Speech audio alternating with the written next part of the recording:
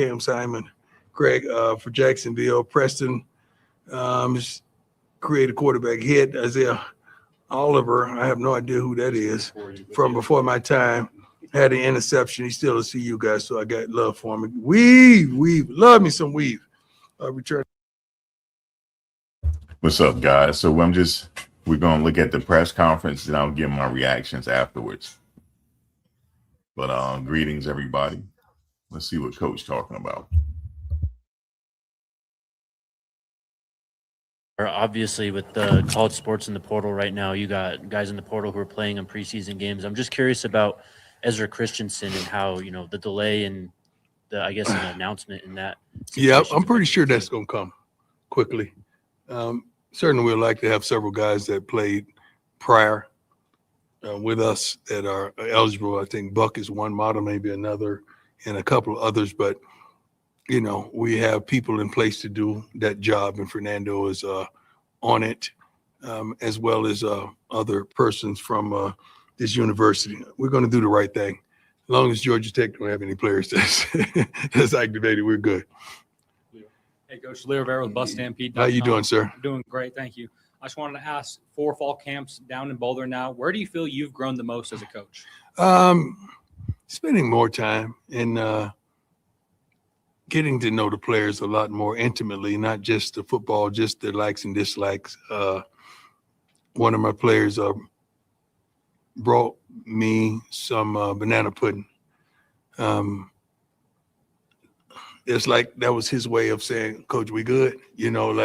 So I'm getting to know them a lot more. They're getting to know me a lot more because, this cycle of people transitioning from the portal, it's not just us. I mean, I think the least team, we already quantified that a few weeks ago. It's like at least 20 players. So it's a lot of players no matter what. But just getting to know these young men and their likes and dislikes and who they really are away from the game, that's appeasing to me. It really is. And I love them. I love them to life. Hey, Coach. Liam Howard, Buffs on SI. Just talked recently with Gunnar White about what he's been doing on the recruiting trail in the class of 27. He said that it was a challenge that you issued to this coaching staff to, go out there and be more involved in the recruiting this year, bring in some more guys. What was that challenge, and how did you what would you think of his work? I think I just got more involved than I previously have been. And we just took more onus on what we wanted. I set the vision. We attacked what we wanted, and we split the areas. Obviously, Gunner coming up in Mississippi, that's his zone. It's almost like some coaches do it differently. They got certain areas, but I don't want a DB coach in Mississippi talking to a lineman. That don't make no sense. You don't know if he's good or not. You sit at practice there, well, he looks good. No, he was big. You don't know if he looked good. So we send guys out where that class of talent is and make sure they the measurables and everything else fits. And then when they make it through like 3 of our must-haves, they come in and I get to interrogate them a little bit and see if they could cut it. And they've done a great job. We're going to have guys decommit. That happens. We're going to have other guys commit that you didn't think about that we already knew we had, but we never said anything about it. But it's like that. That's just the game of recruiting nowadays. And do not think that money is not a factor, because it is with a lot of these kids. Well, what'd you think of Gunner's work and some of the guys he did bring in? I'm not new to Gunner's work. Gunner came from Jackson with us. You guys are new to Gunner's work. I'm not new to who Gunner is and why he's on the coaching staff as the offensive line coach. Like, Gunner's Gunner. He's been the same guy since the day I met him. Jack Harlow, how's it going? My man. I went to Red Lobster a couple of days ago. I thought about you. Okay. I sat in that corner.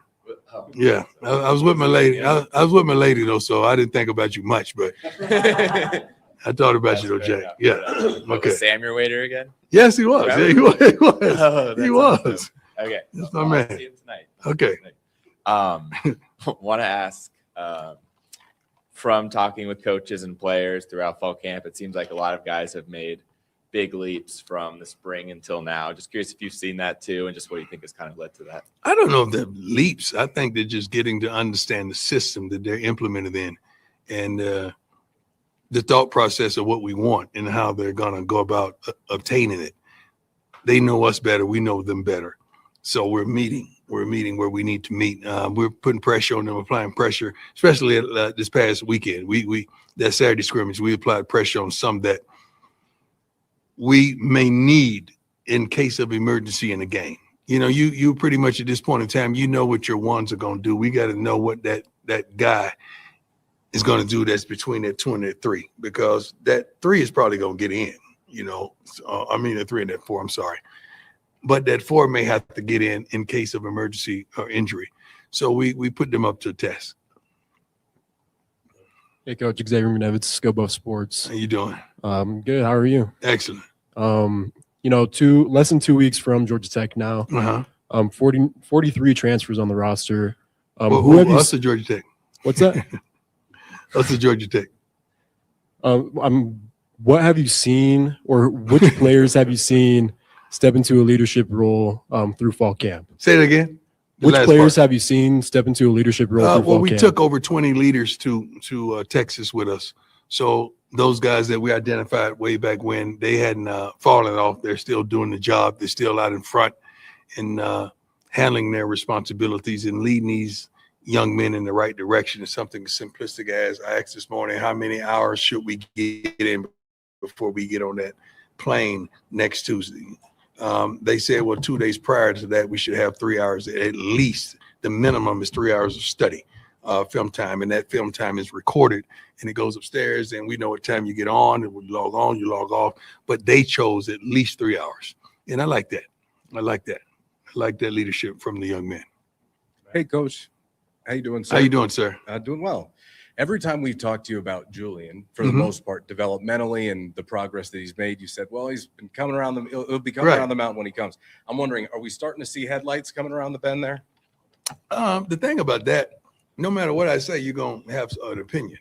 So sometimes I correct, sometimes I protect, sometimes that I tell you the truth. I tell you the truth all the time. So I'm not going to put too much on it. Then there's an expectation that exceeds what he's maybe capable of doing, or he's already there and you just don't know. One thing I don't want to do is put added pressure on that position.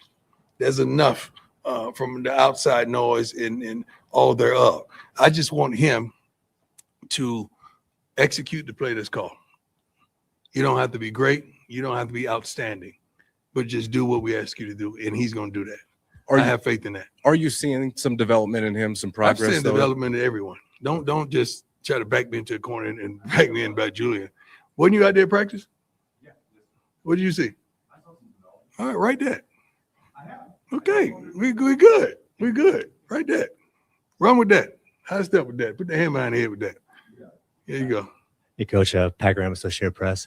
How do you keep the off-field distractions from becoming a distraction? What distraction are we talking about? Let's cut through Chase. The subpoena. And just Is that a distraction? Do you think that's my first subpoena? Like when you have it, when you that, you get sued. You have off the field foolishness that if someone really sat down and explained it to you, you'll say, you got to be kidding. But it is what it is.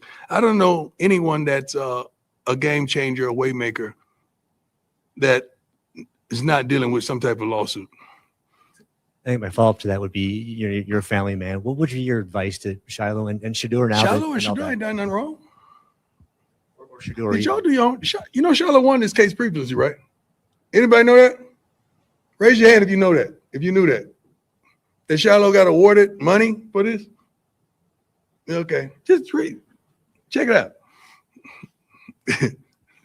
I can't wait till it is over and he gets to tell his story. He already won this case, you know? Yeah.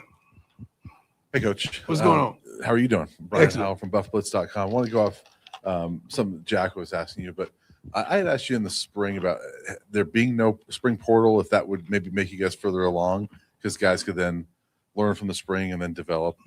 Now that we're through all that, have you seen that to where, because guys have been able to stay here? I love what I see. Yeah. I've been telling you guys that. I'm proud of what I see. I'm happy with what I see. I'm happy with the coaching staff for sure. You guys neglect that. Like you keep thinking kids. It's Like one the thing that coaching he, staff is phenomenal. It's one thing that he keeps doing. He keeps cutting the reporters off, and they're just letting it slide. They're not really getting their question out. That's what makes this a bad press conference. But I knew they were going to ask him the questions about Shiloh though, because of that court case. I knew they were, but it's newsworthy. But it's like their question is not really getting answered. I think they should just keep it football at this point. Oh man. Well, I guess the combo of that, like because these coaches have been able to work with these players longer and things like that. Have you just seen where maybe you guys are further along right now than in the past because you've had more time together? Yeah. And we got better players. Yeah. We got better players. Right. That's what makes you farther along. We can hang out for a year, but if we ain't tight like that, it still ain't gonna be no click there. We got better players. We got better individuals that can really do the job. So that's what makes us better. Okay. Yeah. Not being Ebony and Ivory and singing that like we can live together in perfect harmony. We gotta have some ball players, man. Hey, Coach, Chad the King with Denver. What's up, man? I'm doing well, thank you. Just curious for you getting the chance to go back to Atlanta, Georgia next for the first game of the season. I know you talked about a little bit back in Frisco at Big 12 Media Days, but obviously you spent a lot of time there playing for both the Braves and the Falcons. Yeah. Like, what does that mean to you to be able to go back there and play? It's I have no nostalgia to me. Like I'm not built like that. Like if we went back to Fort Myers, Florida, I would be happy. That's my hometown. And but it's a game, man, that I want to win very badly. So I don't weigh cities. That city, has some meaningful moments, but I don't weigh cities. We going there for one purpose, that's to win, whether I played there or not. Hey, Coach. How you doing, sir? Pat Rennie, Boulder Day Camera. Good, thank you. Just wondering, short week next week. Are you already in game week mode, like looking at Georgia Tech and scouting them out and so forth? Yeah, we had a scout report. We have stages. We have deadlines. We have points that we got to hit. We right where we want to be. I like where we are, and we're right where we want to be. Everything is on the timeline, and we're going to hit those marks strategically. And we're going to practice that more. Leave, have another walkthrough, probably get there. So we're going to get our work in, and that's the main thing. Just getting the work in, and not making things too complicated where the kids got to think too much. Just let them play football and have fun while they're doing what they do.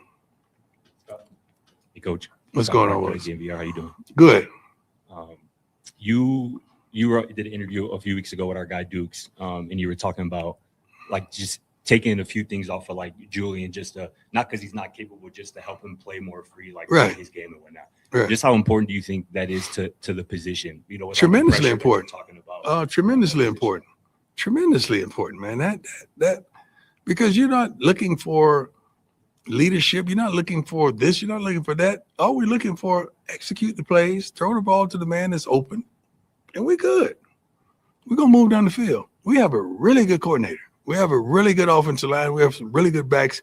And Danny and the guys will be back.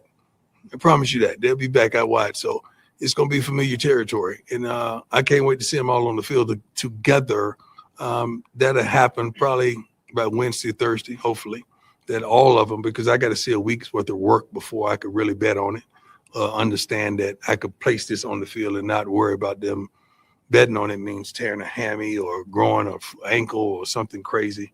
Just getting the shoulder. We got a couple with shoulder injuries. We got to get past that some type of way. But I like where we are. That's the thing that they have to overcome. They have to stay healthy. You know what I'm saying? They got to make it to the season. I know they go hard in practice, but he got to have all his receivers' hands on deck, this particular season. It's a very important season for Coach Prime. So he gotta have people healthy. Danny Scudero, I think he's coming back from something, and Cam is coming back from an injury, I believe. He got to have all hands on deck for Georgia Tech, because that's like if they win that game, they could potentially go 2-0 in the season, because the next game, I expect them to win that second game. But this is going to be a really hard season, so I expect him to they got to stay healthy, man. They do. I know it's a very dangerous sport. You know, injuries can happen, but they're getting injured. I mean, they're having too many injuries on before the season start. Coach, I just want to ask, looking at Georgia Tech, what have you seen from them? Obviously, a familiar opponent. Familiar opponent. You know, the Sky Report. A couple new coaches as well, man. It's fun. It's a great matchup. It really is, because we doing primarily the same thing they're doing, and a couple guys that once played here that plays over there. That's going to be fun as well. It's going to be some chatter with that. It's going to be good. I admire and respect their head coach so darn much. It is unbelievable. I really do. Love the city, like we aforementioned. It's going to be a good task. Them coming in with a quarterback that's uncertain as well. So it's all the way across the board. It's a good match. It really is. You know, Coach, you have 10 running backs in that room. What do you like about that depth, and how do you think that talent can change the narrative? Just because we have 10, that don't mean all of them can play. Right. It's just the number that we have. How do you think that talent that you have in that room can change the narrative of the run game you've had the past 2 years? Those guys in the front are the narrative that changes the run game. The guys in front of them, not those guys back there. We've always had those guys back there that can run, but those guys up there got to do their jobs, and they're big, strong, and physical enough to do their jobs. It's a couple of those guys, or maybe a few of those guys, probably going to come out of there All-Americans or Big 12 first-team players to me, with what I see at practice every day. It's a couple in that room that got that kind of ability. I can't wait till you all see it. Hey, Coach. Oliver Hayes with Bus Stampede. The other day, I asked Randon Fonnet about people behind the scenes who have strengthened the Brotherhood program, and he mentioned GM David Kelly, and I was wondering if you could speak on him and his role for the guys. Coach Kelly, I've been knowing him since I played for the Atlanta Falcons, and we had a relationship since then. I don't think you guys know, like, some of our relationships that we have in this program. You think we just grab a guy off the street sometimes. You don't understand. Relationship is what substantiates certain things in success. We've been knowing each other for a long time, since he kicked butt, won a state title in Atlanta. So he was the first one to offer Shador. When they're at Oregon, he and Willie Taggart, and Willie Taggart has been my guy for a long time. So what he brings to the table is phenomenal. You can't quantify it. You really don't understand it unless you know ball and know the inner workings of a program. But he's worth his weight in gold. And he's a good man. He's a good brother, man. He really is. Coach, with that Georgia Tech game being prime time, ESPN, how excited are you for the world to kind of get to see what your coordinators have been cooking up with this team since they've gotten? That's normalcy for us. Contrary to popular belief, we play on TV darn near every week, and I'm happy about it. I'm happy that we're still that someone that people want to see. They have the desire to see us either way, up or down, but they want to see us regardless.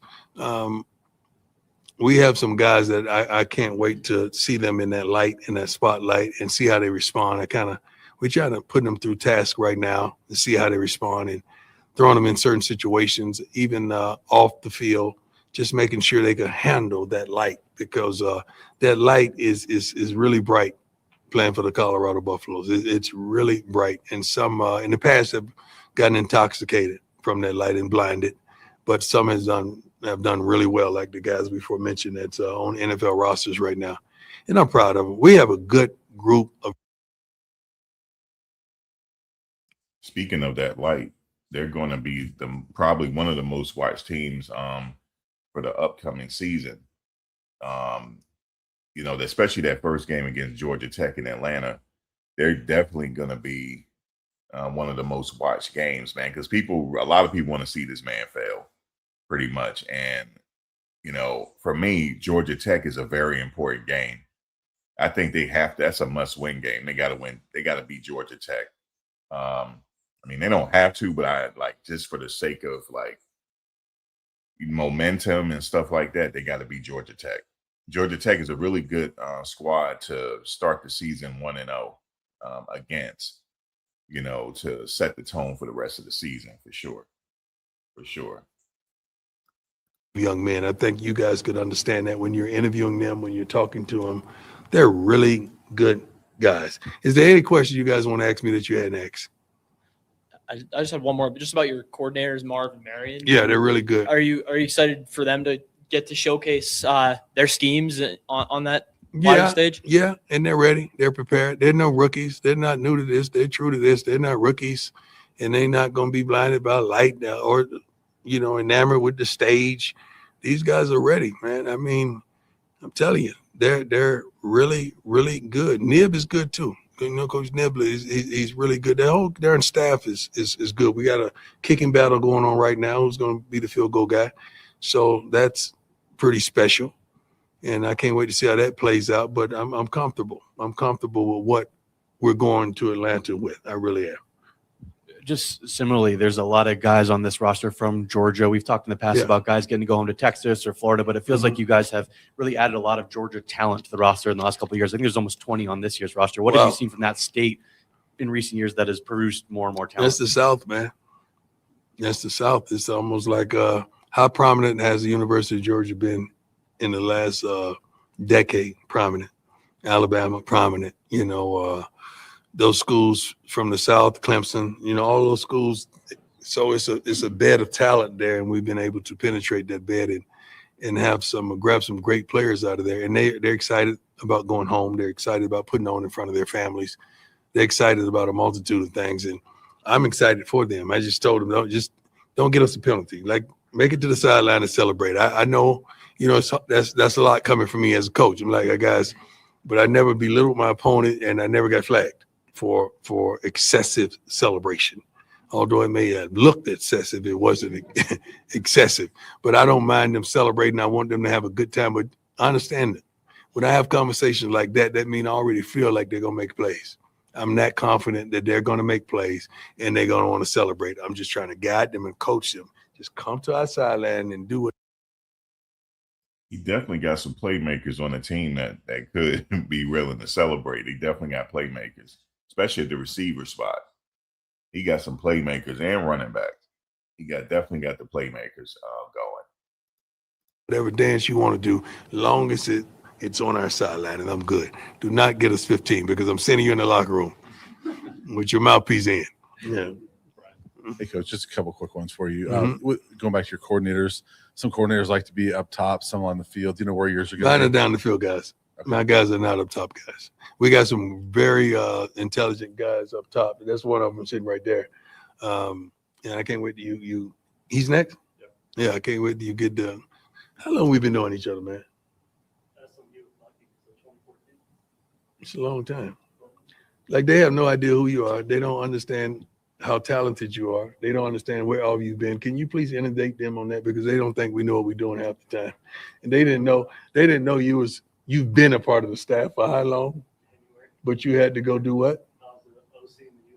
Yeah, they have no idea. They have no idea about that, but they're like, the house was abandoned and we had no one in there. There you go, 29 and 12. I'm gonna walk out on that. I'm gonna let you pop your collar, man. Pop your collar, man. Thank you. God bless you. All right, he just walked out on that one. But anyway, I think they definitely had some pressure on him this season. As far as winning is concerned, Coach, he definitely had the pressure this season, man. He definitely does, and it is what it is. I just wanted to cover Coach press conference. That's really all I wanted to cover. They asked him a few things about Gunner. Gunner has been with him since Jackson State, the offensive line coach. He definitely has some pressure this year too, because he got to have those trenches ready. Those trenches, not only do they have to be physically ready, they got to have the technique down. They got to have the schemes down. They got to know what the defense is doing. They got to be on one accord. And that comes down to the offensive line coach. Like, yes, you do need the players they need the players with high football IQ though. But he also needs to get them prepped and ready in the film room as well. So we're going to see definitely how the trenches look. They look like they appear to look a little better in practice. But I would say that he's definitely on the hot seat. They mentioned that they got 43 transfers and coach cut them off. He didn't get into that question. He said a lot of other teams got a lot of transfers in too. Notably, Georgia Tech has a transfer quarterback in, which is Mendoza's brother, transferred in from Indiana to Georgia Tech.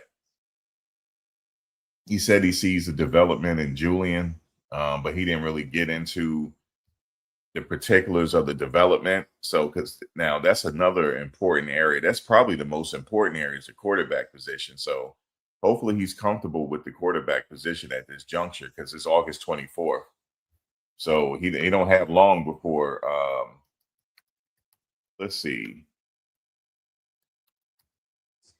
Let's look at their schedule. Yeah, September 3rd. He does not have that long to go, man. For September 3rd. Kickoff at Georgia Tech, which is at 8 p.m. And actually, let's look at that game. Yep. Yeah, it's definitely it's gonna be on trying to see what it's definitely gonna be on TV. Let me take a look at something here. So yeah, September 3rd. That's next week. Yep. That's next Thursday. I mean, not next Thursday, Thursday after that. Thursday after next. So yeah, man, it's the question. I mean, the biggest question is the quarterback position in the trenches for me. Going into the Georgia Tech game. So that's the biggest for me. I would say. Let me see, who is this guy? 19 years. Started out in high school as a 21-year-old high school offensive coordinator. Knew immediately I wanted to be in college, so I GA'd from Northwestern State, UL Lafayette, SMU, where I coached Bucky and was with Jason Phillips and did a prime camp. I had one of the best photos ever at the time. I was 23. Coach Prime, Ed Reed, right next to me. That's two legends. Not too many people have a photo like that. But then UCLA, and then right around 2019, again with June Jones, SMU, we were in Canada together. He became the head coach of the XFL Roughnecks. We went 5-0 with PJ Walker. And ever since then, I became Wade Phillips' offensive coordinator. Later on, I was Jerry Glanville's offensive coordinator. And this past year, I was Ricky Prohl. And we've won an XFL championship in 2024. Again, OC at that point after that first year being a receiver coach. And glad to be back in college football now. So that's a little bit about me. Coach Liam Howard, Buffs on SI. What do you think the biggest takeaway you had from this season being the OC with the Battlehawks? What do you think that taught you for this coming year? No, any chance you get to call plays is a learning opportunity and a chance to growth because you're always going to get new challenges, new people, different scenarios because no quarterback is exactly the same. So you look at Bill Walsh, was the system the same with Steve Young and Joe Montana? No. So every year it's a chance to evolve and see what personalities, what QB traits, strengths, weaknesses, and evolve your offense. And this past season, I had to have 4 different quarterbacks take snaps. We still led the league in passing because we found a way. So just a little glimpse of the challenges you go through in seasons like that. Jack Carlo with FootballInsider.com. Nice to meet you. Yeah. So you said you joined in January, the program, and then I guess worked a little bit in the UFL too there, obviously. But just curious, why now? Why CU? And why was this a good fit for you to officially join Coach Prime's staff? Yeah, opportunity to be here and what's going on here. I've been in spring football since 2020, and that's a long time. I was just ready, 6 different seasons with 4 different teams in spring football. I was ready to jump back into college football. There had been opportunities, but it had been wrong fits. This was the first one that was the right fit that said, okay, let's jump and get back into this level. Hey, Coach, Jake Schwanitz from DMVR. Just wanted to know, ask you about your impression of Coach Marion and the Go-Go offense so far. Yeah, love it. Coach Marion's a great coach. And it's been real easy transition for me to learn it. You wouldn't think about it, but all of his stuff at its core is West Coast offense, and that's a language we speak at the pro level. So once I learned that and then was able to incorporate some of the other things he does to get the plays out, it's been real easy for me and been an awesome experience getting to work for him and seeing how he coaches and had a really good experience so far. Hey, Coach Leo Rivera with BuffStampede.com. I had a couple quick ones for you. I just wanted to ask, what have you seen out of that quarterback room in your time around those guys? Yeah, you see a young room, but man, the desire is there. The way they get up and get after it every single day. Each one of them has things they do at a very high level, and then each one of them has things they can work on, and they figure it out and they go out there and do it, and just really impressed. Especially okay, so I've been in the UFL. My quarterback room was 32, 31, 28. Okay, now. All right, so he definitely has some experience. He definitely has some experience and things like that. So that's what I take away from that. But let's get into just for a little bit. Let's get into the schedule.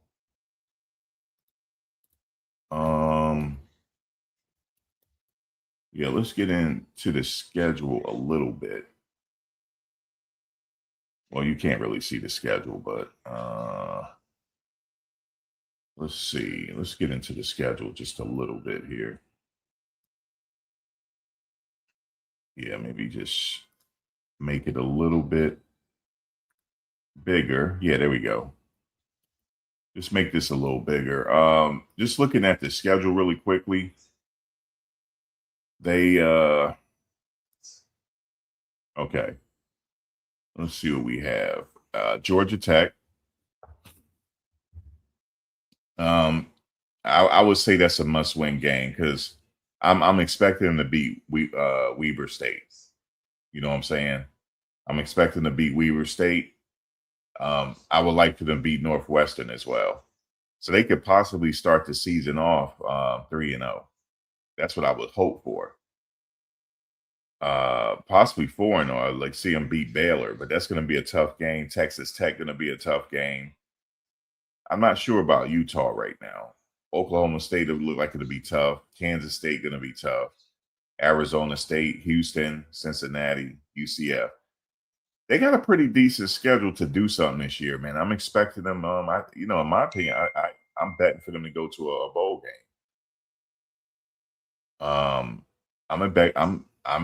I'm thinking they should go to a bowl game this year. I don't know, so we're gonna have to wait and see. But guys, just looking at the schedule, drop a comment below. Which of the schedule do you think is challenging for them? Let me know. Let's see. What's the most challenging? I think Georgia Tech, because that's the first game of the season. That's a make or break. Weber State, I think that's the easiest on their schedule. And then after that, Northwestern, I would like to see them pull out the Northwestern game, but Baylor, then they got Texas Tech, Utah. I'm not sure how Utah looking this year, but Oklahoma State looks good. Kansas State, Arizona State, Houston, Cincinnati. Yeah, they got a pretty decent schedule, but it's not an impossible schedule in my opinion. But we're gonna see all questions will be answered as far as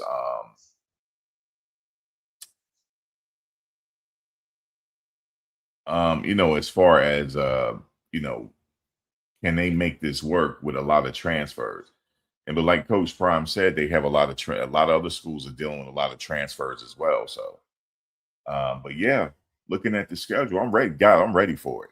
September 3rd is almost here, man. I'm ready for it, man. What about you guys? But guys, I don't want to hold you. Thank you for watching. I just wanted to cover really Coach Prime today, but we got into a little bit of the other coach. But yeah, man. Make sure you like, comment, share, subscribe. We're going to be going live because we're getting close to the season now, so we're getting activity going back on the channel. But yeah, guys, drop a comment below. For those that's watching the rebroadcast, please give us a like, comment, share, hype, all that good stuff. Guys, I will see you on the next one. Take care.